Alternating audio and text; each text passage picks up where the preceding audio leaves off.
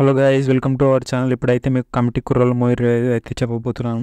ఇందులో అయితే అందరు కొత్త వాళ్ళే అనమాట. ప్రధాన తారాగణం అంతా కొంతమంది ఉంటారు కానీ వేరే క్యారెక్టర్స్ కూడా. మరి వాళ్ళ కుర్రాళ్ళ కథ ఏందనేది ఈ సినిమా అనమాట భయ్య. ఈ సినిమా స్టోరీ వచ్చేసి చాలా రెగ్యులర్ స్టోరీనే భయ్య, కానీ దాని ట్రీట్మెంట్ అయితే చాలా కొత్తగా ఉంది అనమాట. చాలా ఫ్రెష్గా ఉంది. కులాల గురించి అయితే చాలా బాగా డిస్కస్ చేశారు భయ్య. అంటే ఫ్రెండ్స్ మధ్యలో కూడా రాజకీయాలలో కూడా ఎలా చిచ్చు పెడతాయి అనేసి. ఈ సినిమా మెయిన్లీ అయితే 90s కిడ్స్కి అయితే చాలా బాగా నచ్చుతుంది భయ్య. ఫస్ట్ హాఫ్ అయితే అంటే మనకు చాలా గుర్తొస్తాయి అనమాట. అంటే ఈ మధ్యన ఈ వెబ్ సిరీస్లో కూడా చాలా చూపిస్తలేదు సినిమాల్లో కూడా.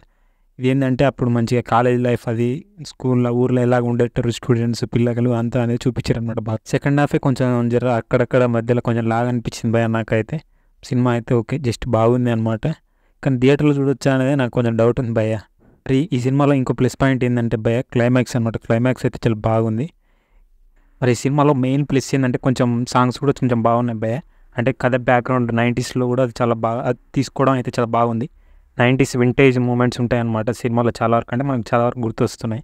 జాతర సన్నివేశాలు కూడా చాలా బాగుంటాయి భయ్య. న్యాచురల్గా ఉంటాయి అనమాట ఫైట్స్ కూడా. జనరల్గా మలయాళం సినిమాలలో ఉంటాయి కదా ఫైట్స్ అలా. మరి ఫైనల్గా ఈ సినిమా వచ్చేసి సూపర్ డూపర్ అని చెప్పలే కానీ బాగుంది భయ్య అంతే.